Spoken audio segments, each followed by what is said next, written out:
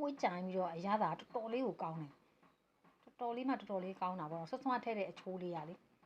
ဘာမှကိုပြန်ပြင်စရာမလိုတဲ့အချိုးမျိုးလေးဒီမှာစားကျင်စပွဲလဲငရမ်းဘလူတုပ်လေးတော်တော်လေးကိုကောင်းတယ်အဲ့လိုမျိုးလေးငရမ်းဘလူလေးဈေးထဲမှာတွေ့ရင်အဲ့လိုမျိုးလေးတုပ်စားကြည့်ငရမ်းဘလူအရွက်တွေတော့အများကြီးမထည့်နဲ့ပေါ့နော်အဲ့ငရမ်းဘလူတွေအများကြီးထည့်ရင်တော့ခါအန်ပြီးသိစားမကောင်းဘူးဒီလိုမျိုးလေးပေါ့ဟိုကနည်းနည်းဒီကနည်းနည်းအဲ့လိုမျိုးလေးတုပ်စားကြည့်ငရမ်းဘလူတော်တော်လေးကိုစားကောင်းတယ်အရန်ကောင်းလို့အဲ့လိုမျိုးလေးတုပ်စားကြည့်နော်ငရမ်းဘလူတုပ်မလို့ငရမ်းဘလူခူးမယ်ပင်တွေကဟိုနားတယ်ပင်ဒီနားတယ်ပင်ပေါ့နော်အဲ့ဒါလည်းလိုက်ခူးရမယ်ဒီမှာ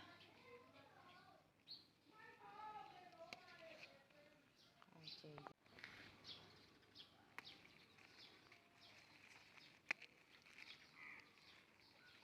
အဲ့ဆိုလက်ဆက်ဆက်စားရတယ်ဒီလိုလေးထိတ်လေးပဲနုဖတ်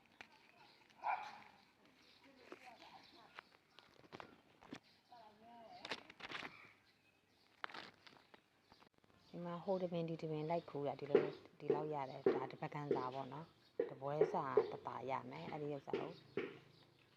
အစာများများနဲ့တုပ်စားမယ်ရင်နွေးတွေစူလာပြီဆိုရင်ဆော့ဆော့တော့ခူးထားတယ်ဒီငရမ်းပလူအဲ့ဒီဟာလေးထည့်လိုက်မယ်အများကြီးမဟုတ်ဘူးအဲ့ခက်နေနေပဲအရွက်လေးတွေပဲတင်ထားလိုက်တယ်အယိုးတွေကိုအကုန်ဖယ်ထုတ်လိုက်တယ်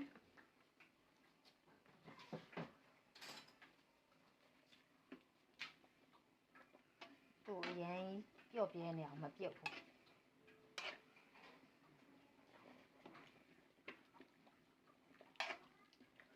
ဒီလိုမျိုးဒါလေးဆိုနုနုပတ်လေးဆိုတိတ်မခါအောင်ရင့်နေဆိုရင်ပိုခါတာပေါ့နော်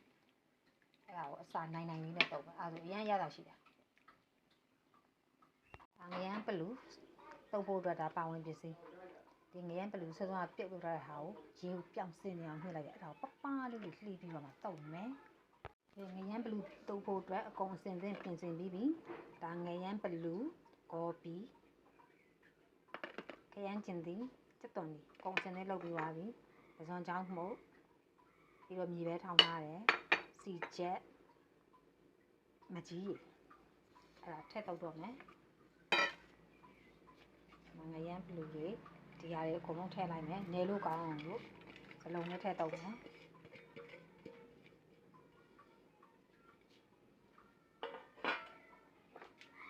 ပြီးရင်ပဇွန်ချောင်းမှုတ်ရမြေပဲရေထည့်လိုက်မယ်ပြီးပဲမှုန့်ထည့်မယ်ပြီးရင်မကြီးရေထည့်မယ်ချင်းငန်ဆက်လေးတုပ်အဲ့ဒါဆိုရင်အဲ့ဒီငရမ်းပလူရဲ့အခါကြီးလုံးဝမရှိတော့ဘူးအစာနိုင်သွားပြီလေပြီးရင်စီချက်ထည့်မယ်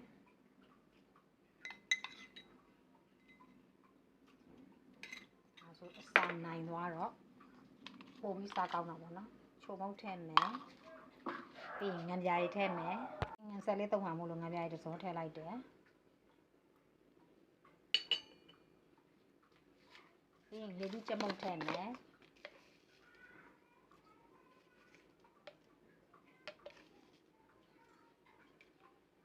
ပါဝင်ပစ္စည်းရတော့ဒါပဲ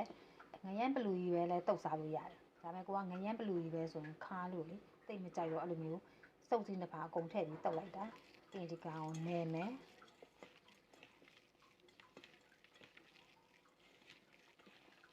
လိုမျိုးလေးနယ်လိုက်တဲ့ဟိုပါပေါ့နော်လိုမျိုးလေးတခြားဟာလေးတွေပါလေအစာပလာလေးတွေပါထည့်လိုက်တဲ့ခါကျတော့အရင်ခက်ခိုင်းလည်းမဖြစ်ပဲနဲ့အနံ့လေးကလည်းမှုကြိုင်းပြီးတော့ဆက်လို့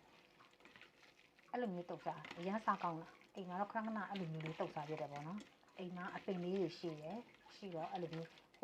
ဟိုဒီပင်လိုက်ခူးလိုက်တာပေါ့အများကြီးတော့မရဘူးအဲ့လိုမျိုးကိုကထိတ်အနုလေးတွေပဲစားတာလေအရင်လည်းမစားဘူးအဲ့ဒါကြောင့်မို့လို့ဒီလိုတစ်ခါတုပ်စားတော့တပွဲစားတော့စားလိုက်ရတယ်တပွဲစားတော့မကပါဘူးတခြားဂေါ်ဘီတွေပါထည့်လိုက်တော့လေခုနေနေနဲ့ကိုမှုေးပြီးတော့စားချင်တာတော်တော်တောင်ပရိတောင်ဂျိုးလာပြီရေးကြည့်လိုက်မယ်အရသာကောင်းချင်းငံဆက်ငရမ်းဘလူရဲ့အခါကြီးမတွေ့တော့တော်တော်စားကောင်းတယ်